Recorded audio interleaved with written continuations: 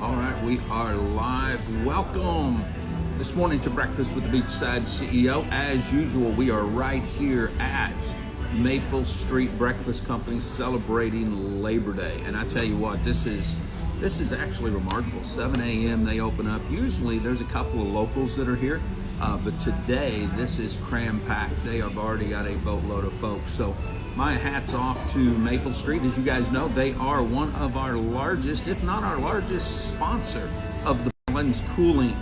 Is also a great sponsor. I've got Freddie's shirt on today. I'm proud of that. I've had a great time this weekend just celebrating life, but I also want to pop up some prayers right now. We see what's happened in the Bahamas with the hurricane, and we know what the whole East Coast of America is going to be going through. So definitely, guys, let's just keep everybody in our prayers as we go into this Labor Day, that those that are able to work can work, those that can't, we just keep them focused. I know right now our two daughters are kind of in that path over there, especially that's going to be one of the areas where they can pop into. And that's something we've got to look at. Hey, as we get into the podcast today, one thing here that I need to make sure everybody understands, all of our sponsors do not follow our views, follows our opinions, any of that. Maple Street, Freddie Sheets, any of them that sponsor us are not necessarily endorsing my opinions. So we just want to make that very, very clear. Hey, today we're going to look at the leadership challenge. You know, the word leadership is used so much these days in business, no matter what it is. We see a continual push for leadership. And a few years ago, I started following a couple of guys, and you can go to theleadershipchallenge.com. You can see this. This book's been written now, 5 or 6 times. But the 5 principles of the leadership challenge is something that we use with clients, we use in our own life, our own business, and I think it's something today that I want to look at. I want everyone to go through because it's so important that we as leaders follow this, that we dig into what it means. It doesn't matter if you're leading a sales team, it doesn't matter if you're leading a squad in the military, it doesn't matter if you're an executive, it doesn't matter if you're an athlete, or maybe you're just a mom trying to dig out and lead the kids that you have. No matter what it is, the leadership challenge here is something that I think everyone can dig into. Number 1, if you're a leader, you've got to model the way. You've got to be the one that's saying, okay, this is the direction that we're going. You've got to believe in that mission. You've got to believe in that vision that you're taking people to, that you think of a better word.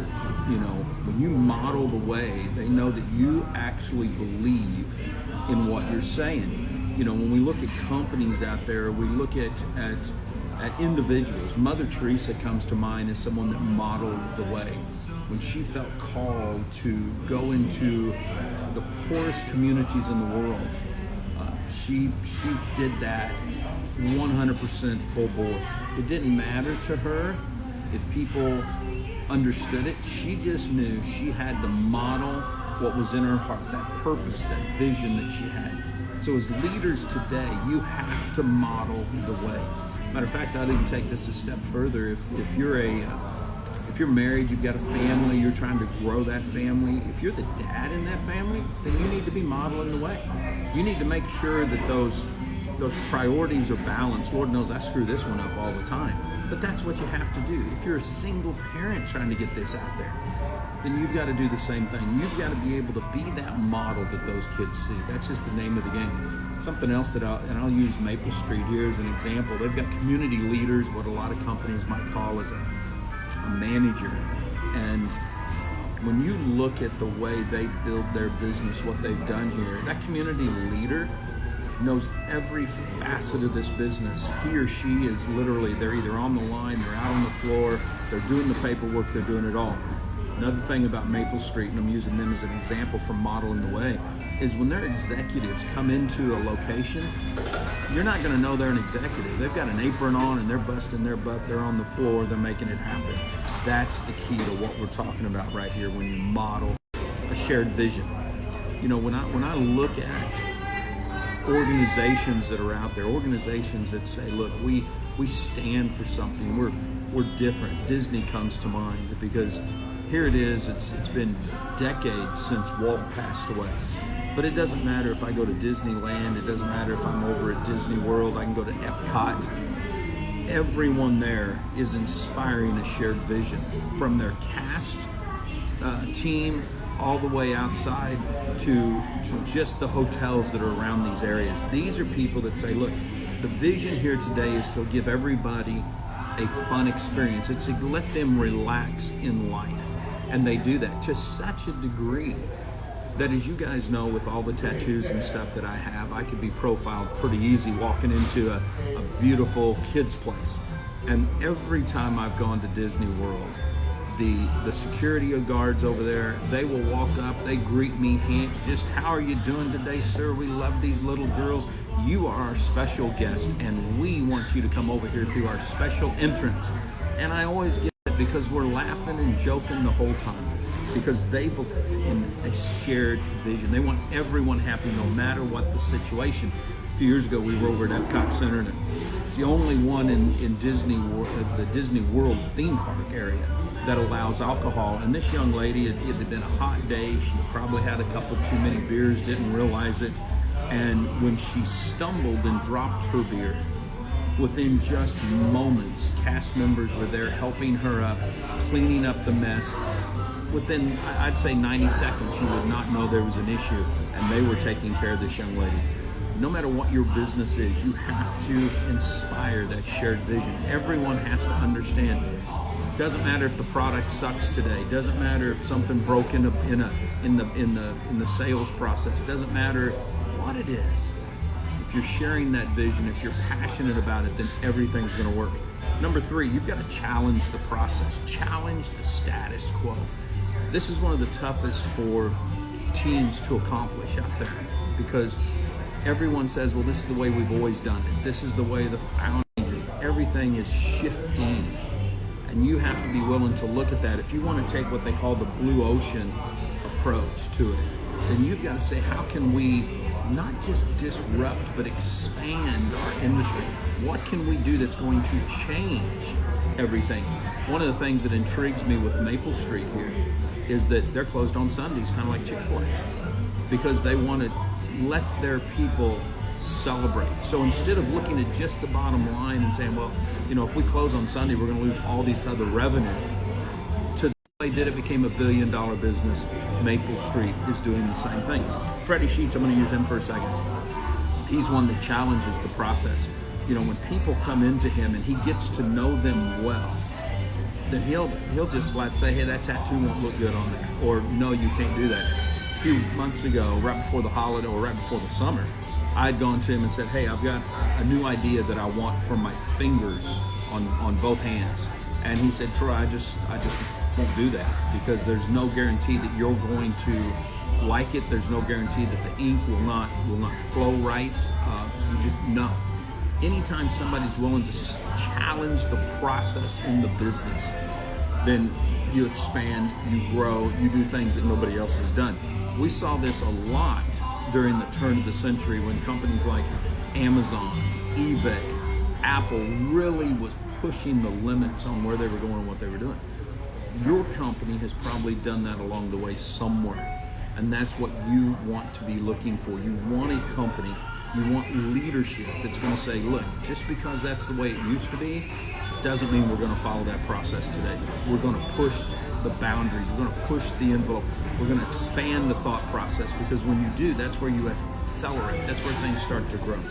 Number 4, you've got to enable others to act. This is something that probably separates a cultish mentality, if you will, from that of a true expanding organization. An organization that says, look, we can shift this a little bit. We can bring everybody in. Everybody can be a part of this, because we want them to be pushing forward. And that's where some of the old school method for this was that a lot of times in that old school direct selling MLM model that we hear so much about. I think there's a new Netflix, or one of them actually has this new series on there making fun of it a little bit. But here's something that I've found. In the old days, there was a master distributor. There was a power team, if you will. They sat at the top of the whole hierarchy that's out there. Times have changed. Nowadays, it's more like the Knights of the Round Table. People are not looking for one individual that they will follow. They're looking to where they can be part of a team. They can be part of something bigger than themselves. When I look at Tom's shoes, that's what Blake did over there. It wasn't just about Blake. It was about everyone coming together. It was about outside organizations coming together and pushing this. Phoenix Coffee does this. So many different organizations are starting to do it. Excuse me. And now we're seeing it.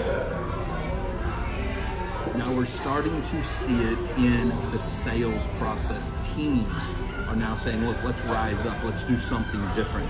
We look at even Walton. These are men that when they were leading their organizations, they were the one that people saw. They were the face of the company. But when you dig into all three of those cultures, what you find is that there were literally teams and leaders that were being pushed up. They were saying, look, you're going to be taking over. You're going to be doing it next.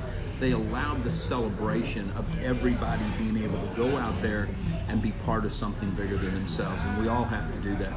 Number 5 is you have to encourage the heart. This isn't just on your outside sales reps or strategic partners, if you will. This literally has to do with everyone you come in contact with. I'm going to use Mel Atwood over at Invex. They're one of our supporters. Very successful software design company. They do everything from front websites to the back end. They do customized apps for mobile phones and stuff like that. But when Mel has success, because most people know him as the leader, he's the founder of the company, if you will. With Mel, where the clients are celebrating the victory with him, thanking them for what he does, that he does not say, guys, wait a minute, all my team members are on this call. They're the ones that made the magic. They're the ones that made this happen.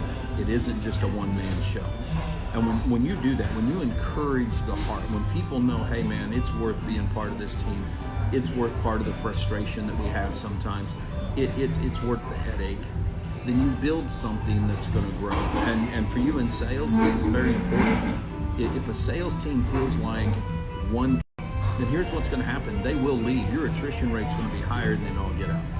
If you're a company that never celebrates the customer, you never encourage them, you never get them excited, you don't follow the leadership challenge principles, you're going to wonder why your company's flatlined.